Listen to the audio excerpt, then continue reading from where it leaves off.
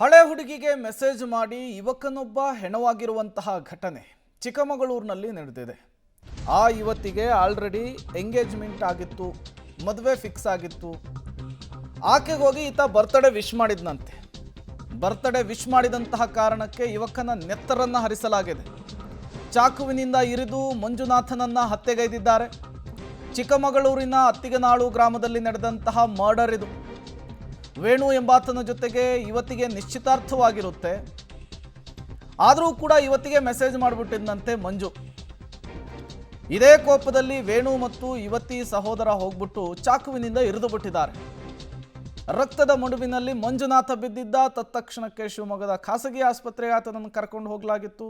ಚಿಕಿತ್ಸೆ ಫಲಿಸದೆ ಮಂಜುನಾಥ ಸಾವನ್ನಪ್ಪಿದ್ದಾನೆ. ನೀವು ಕೂಡ ಮಂಜುನಾಥನ ಫೋಟೋ ಗಮನಿಸ್ತಾ ಇದ್ದೀರಿ.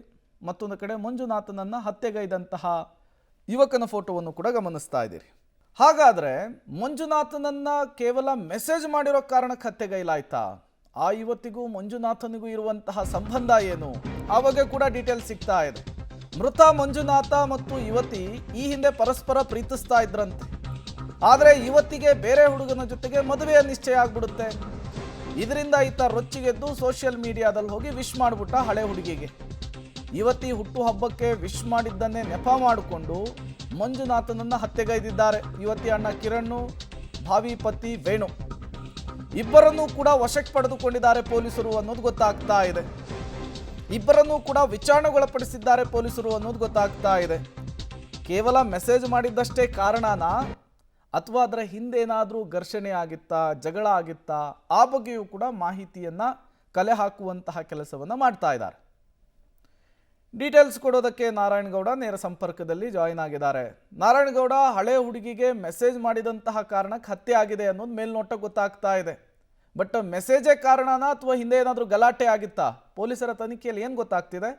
ಪ್ರೇಮ್ ಅಂತಂದರೆ ಈಗ ಸದ್ಯದ ಒಂದು ಪ್ರಾಥಮಿಕ ಮಾಹಿತಿ ಪ್ರಕಾರ ಈ ಒಂದು ಕೊಲೆ ನಡೆದಿರೋದಕ್ಕೆ ಏನು ಹಳೆ ಲವರ್ಗೆ ಮಂಜು ಮೆಸೇಜ್ ಮಾಡಿದ್ದ.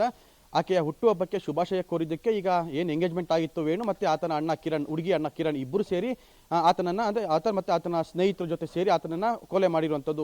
ಇನ್ನೊಂದು ಕಡೆ ಏನೀಗ ಸಾವನ್ನಪ್ಪಿದ್ದಾನೆ ಮಂಜು. ಆತ ಈಗೇನು ಆ ಹುಡುಗಿ ನಿಶ್ಚಿತ ಆಗಿರುವಂಥ ಹುಡುಗಿ ಇದೆ, ಆ ಹುಡುಗಿ ಇಬ್ಬರು ಕೂಡ ಪರಸ್ಪರ ಪ್ರೀತಿ ಮಾಡ್ತಿದ್ದಂಥವ್ರು. ಆದರೆ ಹುಡುಗಿ ಮನೆಯಲ್ಲಿ ನಾವು ಆತನಿಗೆ ಕೊಡೋದಿಲ್ಲ ಅನ್ನೋ ಕಾರಣಕ್ಕೋಸ್ಕರ ವೇಣು ಜೊತೆ ಎಂಗೇಜ್ಮೆಂಟ್ ಮಾಡಿದ್ರು. ಆ ಎಂಗೇಜ್ಮೆಂಟ್ ಆದ ನಂತರನೂ ಕೂಡ ಈಗೇನು ಮೃತ ಮಂಜುನಾಥ್ ಆಕೆಯ ಬರ್ತ್ಡೇಗೋಸ್ಕರ ಅಂದರೆ ಏನು ಟ್ವಿಟರ್ ಖಾತೆಯಲ್ಲಿ ಆಕೆಗೆ ಒಂದು ವಿಶ್ ಮಾಡಿದ್ದಂಥದ್ದು.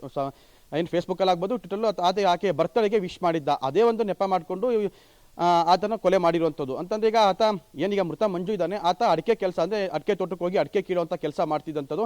ಆತ ಏನು ತರೀಕೆರೆ ತಾಲೂಕಿನ ಅತ್ತಿಗನಾಳು ಗ್ರಾಮಕ್ಕೆ ನಿನ್ನೆ ಕೆಲಸಕ್ಕೆ ಹೋಗಿದ್ದ. ಕೆಲಸದಿಂದ ವಾಪಸ್ ಬರುವಂಥ ಸಂದರ್ಭದಲ್ಲಿ ಅತ್ತಿಗನಾಳು ಗ್ರಾಮದಲ್ಲೇ ಅಂದರೆ ಆ ರಸ್ತೆಯಲ್ಲೇ ಆತನ ಮೇಲೆ ಅಟ್ಯಾಕ್ ಮಾಡಿದಂಥದ್ದು. 4-5 ಜನ ಆತನ ಮೇಲೆ ಅಟ್ಯಾಕ್ ಮಾಡಿ ನೀನು ಮೆಸೇಜ್ ಮಾಡ್ತಾ ಇದೆಯಾ, ಎಂಗೇಜ್ಮೆಂಟ್ ಆಗಿರುವಂಥ ಹುಡುಗಿಗೆ ಮೆಸೇಜ್ ಮಾಡಿದೆಯಾ ಅಂತ ಆತನಿಗೆ ಚಾಕು ಇದ್ದಿರುವಂಥದ್ದು. ತಕ್ಷಣ ಆತನನ್ನು ತರೀಕೆರೆ ಸರ್ಕಾರಿ ಆಸ್ಪತ್ರೆಯಲ್ಲಿ ಪ್ರಾಥಮಿಕ ಚಿಕಿತ್ಸೆ ಕೊಡಿಸಿ ಶಿವಮೊಗ್ಗದ ಖಾಸಗಿ ಆಸ್ಪತ್ರೆಗೆ ದಾಖಲು ಮಾಡಿದ್ರು ಕೂಡ ತೀವ್ರ ರಕ್ತಸ್ರಾವದಿಂದ ಆತ ಹಾಸ್ಪಿಟ್ಲಿಗೆ ಹೋಗೋಷ್ಟೊತ್ತಿಗೆ ಸಾವನ್ನಪ್ಪಿರುವಂಥದ್ದು. ಈಗಾಗಲೇ ಈ ಪ್ರಕರಣ ಸಂಬಂಧ ತರೀಕೆರೆ ಪೊಲೀಸರು 4 ವಿರುದ್ಧ ಪ್ರಕರಣ ಕೂಡ ದಾಖಲಿಸಿಕೊಂಡಿರುವಂಥದ್ದು. ಏನು ಹುಡುಗಿ ಅಣ್ಣ ಕಿರಣ್ ಮತ್ತೆ ಎಂಗೇಜ್ಮೆಂಟ್ ಆಗಿದ್ದಂಥ ಹುಡುಗ ವೇಣು ಇಬ್ಬರನ್ನು ಕೂಡ ವಶಕ್ಕೆ ಪಡೆದಿರುವಂಥದ್ದು. ವಶಕ್ಕೆ ಪಡ್ಕೊಂಡಿರುವಂಥವ್ರು ಈಗಾಗಲೇ ಆ ಇಬ್ಬರನ್ನು ಕೂಡ ವಿಚಾರಣೆಗೆ ಒಳಪಡಿಸಿದ್ದಾರೆ. ಯಾಕೆಂತಂದ್ರೆ ಇದು ಬರೀ ಮೆಸೇಜ್ ಮಾಡಿದ್ದಕ್ಕೆ ಈ ಒಂದು ಕೊಲೆ ನಡೆದಿರೋಂಥದ್ದ ಅಥವಾ ಏನೋ ಹಿಂದೆ ಏನಾರು ಹಳೆ ವೈಷಮ್ಯ ಇತ್ತ? ಯಾಕೆಂದ್ರೆ ಎಲ್ಲರೂ ಒಂದೇ ಊರಿನವರಾಗಿರೋದ್ರಿಂದ, ಅಕ್ಕಪಕ್ಕದ ಊರಿನವರಾಗಿರೋದ್ರಿಂದ ಬೇರೆ ಏನಾರ ಕಾರಣ ಇತ್ತ ಅನ್ನೋ ನಿಟ್ಟಿನಲ್ಲೂ ಕೂಡ ಈಗಾಗಲೇ ಪೊಲೀಸರು ತನಿಖೆ ಮಾಡ್ತಿರುವಂಥದ್ದು. ಅದೇ 28 ವರ್ಷದ ಮಗನನ್ನ ಕಳ್ಕೊಂಡಿರುವಂಥ ಮಂಜು ಪೋಷಕರು ಮತ್ತೆ ಆತನ ಸಂಬಂಧಿಕರು ಆಕ್ರಂದನ ಈಗ ಮುಗಿಲು ಮುಟ್ಟಿರುವಂಥದ್ದು.